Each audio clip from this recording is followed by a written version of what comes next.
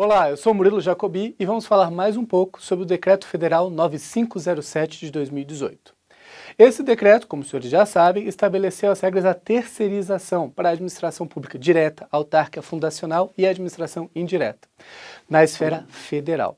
Esse decreto é extremamente relevante porque ele regulamenta a terceirização, que foi, numa decisão recente do Supremo Tribunal Federal, permitida inclusive para atividade fim. E esse decreto vem então responder às perguntas de gestores, empregados públicos, sobre como fica o concurso público, como fica um plano de cargos e salários, tendo em vista que agora é possível terceirizar todas as atividades da administração ou de qualquer empresa de forma geral, para ser honesto. Então, esse decreto, ele traz no seu artigo 3º uma questão bem relevante, ele veda a terceirização para alguns casos, e aí o artigo 3º fala especificamente para a administração direta, autárquica e fundacional. Então, acompanhe comigo ler o artigo 3º. Não serão objeto de execução indireta da administração pública federal, direta, autárquica e fundacional, os serviços. 1. Que envolvam a tomada de decisão ou posicionamento institucional nas áreas de planejamento, coordenação, supervisão e controle. Voltando aqui para mim, ou então o artigo 3º fala que eu não posso executar de forma indireta, ou seja, eu não posso terceirizar, o inciso 1º, as atividades de tomada de decisão, de planejamento, de coordenação da instituição. Ok? Porque, obviamente, eu preciso ter uma visão, esse tipo de visão, esse tipo de atividade, esse tipo de ação, precisa ser da instituição e não ficar ao alvedrio de qualquer terceirizado. Porque imagine, eu faço um planejamento da instituição hoje, um terceirizado faz o planejamento da instituição hoje, a empresa terceirizada quebra. Eu tenho que trocar a empresa, vou trocar o terceirizado. E aí o planejamento da instituição? Outro terceirizado pode vir com outro planejamento. Então, isso não pode acontecer na gestão, nem se fala da tomada de decisões, porque isso é um ato público vinculado a um gestor público, que aí deve ser ocupado por cargo decorrente de concurso público ou cargo em comissão, certo? Inciso 2, leia comigo. Que sejam considerados estratégicos para um órgão ou entidade cuja terceirização pode colocar em risco o controle de processos e de conhecimentos e tecnologia.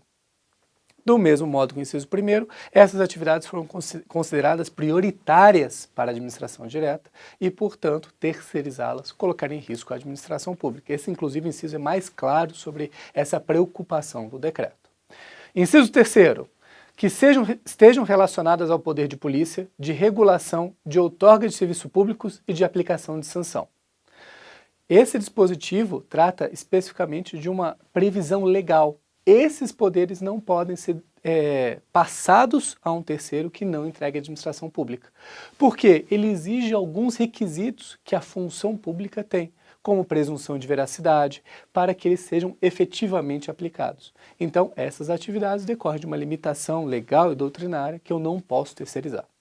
Por último, inciso 4º, que sejam inerentes às categorias funcionais abrangidas pelo plano de cargos do órgão ou entidade, exceto disposição legal em contrário, ou quando se tratar de cargo extinto, total ou parcialmente, no âmbito do quadro geral de pessoal.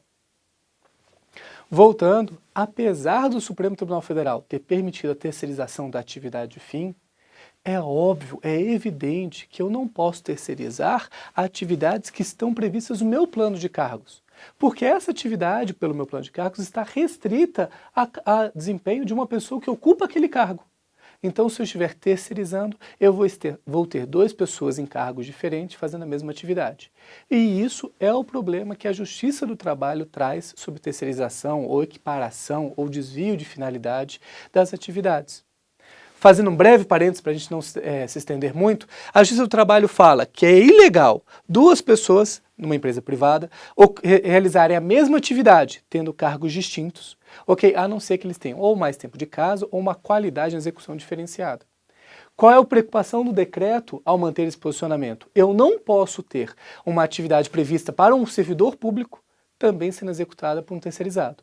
Salvo no caso de extinção, total ou parcial do plano de cargos, ou do cargo específico. Aí, como está extinguindo, eu posso fazer o terceirizado para fazer essa transição para definitivamente executar de forma indireta.